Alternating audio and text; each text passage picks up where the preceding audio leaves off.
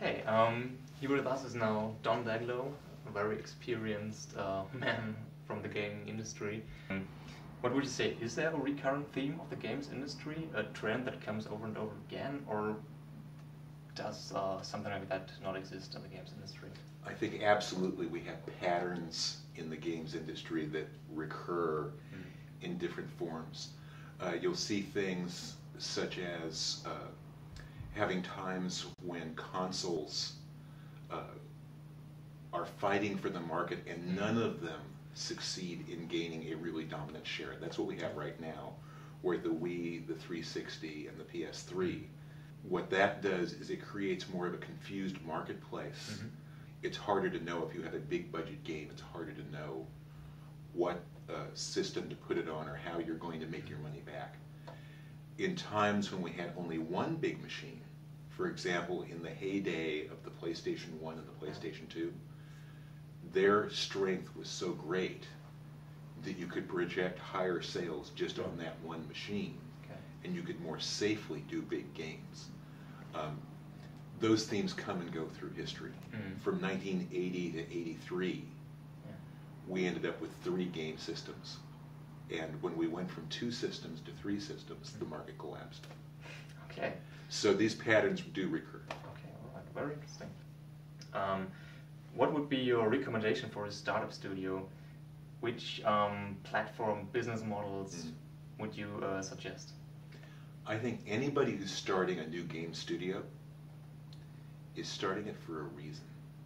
They have a game they want to build. They have something they're dying to do. So my advice to those studios is do the game you are dying to do, because that passion, that commitment you have for your craft, that's more important than any other strategy. Once you've taken that into account and the game you really want to build, you're setting out to do it, that's when the thinking process begins, and you can say, all right, I could do this on any of 4 different platforms. Which platform is hot right now? Which platform might be hot next year?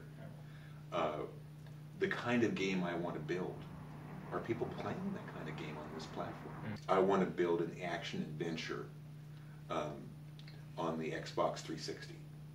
Okay, that might be XBLA, that might be straight 360. Probably packaged goods are downloadable, maybe virtual goods in terms of business model, and you could think that through. But that process only begins when you've started with the passion that made you start your studio in the first place. On your blog, you describe quite a few business making decisions and lessons that some would pay quite a lot to get here on an event like this. What are you saying about that you're giving away value tips for free on your blog? You know, I think that, I don't know who said, there was a great quote somewhere, and it was something like, one way to force yourself to keep learning is to give away that which you have already learned. And after being a game developer for 40 years, one thing that's exciting that we get to do that's very different is we're still learning. We are constantly having to go, okay, I have to study this, I have to learn that, this is changing, I have to find a new way to do this. The old way doesn't work. Another pattern, over and over in games history this happens. And that's exciting. You don't have a chance to get bored. Some people have jobs where they do the exact same thing for 40 years. So if people think the things that I share on my blog are valuable, that makes me feel great. But I do believe in that idea that you force yourself to learn by giving away what you already know. Is it possible to have a good work-life balance in the games industry? And what should be improved, perhaps? I think that work-life balance it's a tough topic. One thing that makes it hard is every individual has a different answer. I think a few years ago, especially in the United States, a few production teams got incredibly carried away and started really putting in some very bad practices for a while. It wasn't one company or another company, it was actually isolated teams inside different companies. On the other hand, so that I think that every team, every manager, every individual has to keep in mind, how do we meet our objectives and how do we treat our team like people and not like a battery. A battery, you use it up, oh, it's dead.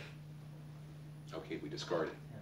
If we treat people that way, managers who treat people that way don't get to keep being managers. And I don't think there is a magic answer other than be aware of the issue, talk about it, think about it, try and find that balance. And managers have to support team members with families. The other half of it is, I sometimes hear people talking about limits and, it's a 9 to 5 or whatever like that. And I have not seen a time in this industry where thinking of bounding oneself by the clock as a mindset worked very well. That preserving your family life is very wise. But I think about saying, oh, I have to be thinking about this project for 7 more minutes, and then I stop thinking about the project. I think good people, when they're driving home, they're thinking about the project. They get up in the shower the next morning and washing themselves off, they're thinking about the project. So I think that as you're trying to get that balance, passion and commitment to doing something great still has to be driving the team, as opposed to, oh, I'm being paid to think about this for 7 minutes. It's a more personal question. If the gods of gaming granted you the wish to create the one game you've always dreamed of, no matter what technology needed, no matter how big the budget would be, what would that game look like? Well, I'm actually working on parts of it right now, so we'll see if we ever get to bring it to life.